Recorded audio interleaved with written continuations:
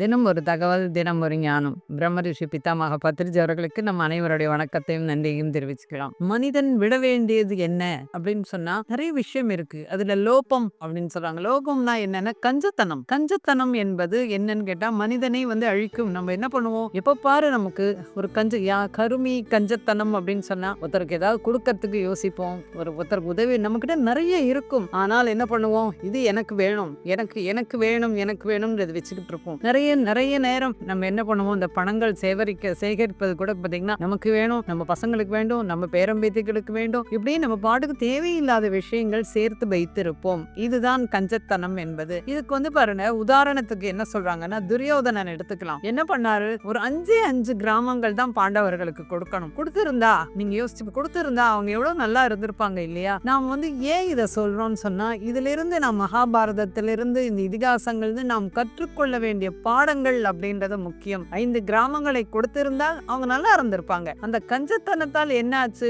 துரியோதனன் நன்றாக இருந்தாரா? கண்டிப்பாக இல்லை. இந்த மாதிரி கஞ்சத்தனத்தால் அவர்கள் அழிந்து போனார்கள். அதனால் நம்ம கஞ்சத்தனம் என்பது மிக மிக ஒரு தவறான ஒரு செயல். நாம் எப்பயுமே தாராளமாக, சிக்கனம் வேறு, சிக்கனமாக இருக்கலாம். ஆனால் கஞ்சத்தனம் மட்டும் ஒரு ஆற்றலை குறைக்கும். எதில் கஞ்சத்தனம் இருக்கலாம் அப்படின்னா, பேச வேண்டாம், நிறைய நேரம் மௌனம், அந்த பேச்சில் கஞ்சத்தனம் இருக்கட்டும். நிறைய நேரம் யாரை பத்தியாவது ஒரு காசிப் பேசுறது, இதெல்லாம் தேவையில்லை இல்ல. நிறைய நேரம் ஒரு 5 நிமிடத்தில் முடிய வேண்டிய விஷயத்தை 1 மணி நேரம் பேசுவது, இதிலெல்லாம் கஞ்சத்தனம் வைத்துக் கொள்ளலாம். ஆனால் இது மற்ற எதிலும் இந்த கஞ்சத்தனம் என்பது ஒரு தவறான ஒரு செயல், தவறான ஒரு குணம். இது ஆற்றலை கண்டிப்பாக குறைக்கும். இந்த மாதிரி குணங்கள் வரணும்னா நம்ம என்ன பண்ணணும்னா, தொடர்ந்து தியானம், புத்தகம் வாசித்தல். ஏன்னா ஞானம் கிடைச்சிருக்கு இல்லையா? கஞ்சத்தனம்னா என்ன அப்படின்ற ஒரு புரிதல் நமக்கு கிடைச்சிருக்கு இல்ல. அப்ப இந்த மாதிரி எப்போது அந்த புரிதல் வரும்னா, தொடர்ந்து தியானம் செய்யும் பொழுது அந்த ஒரு ஞானம் கிடைக்கும். கஞ்சத்தனம் என்பது தேவையில்லாத ஒன்று.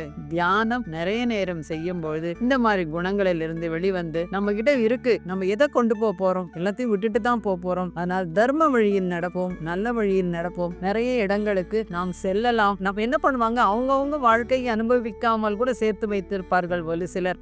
அதுவும் தேவையில்லை. நிறைய இடங்களுக்கு போலாம். நிறைய தாராளமாக நாம் அன்னதானம் போன்றவர்களுக்கு நாம் உதவி செய்யலாம். நல்ல புத்தகங்கள் வாசிக்கலாம். நேரத்தை நல்ல வழியில் செலவு பண்ணலாம். கஞ்சத்தனம் என்பது தேவையில்லை. நம்மிடம் இருப்பதை பகிர்ந்து உண்ணலாம், பகிர்ந்து கொடுக்கலாம், நல்ல விஷயங்கள் செய்யலாம். இந்த குணங்கள் வர வேண்டும் என்றால் தொடர்ந்து தியானம் செய்ய வேண்டும். தியானத்தினால் ஞானம், ஞானத்தினால் முக்தி. நன்றி.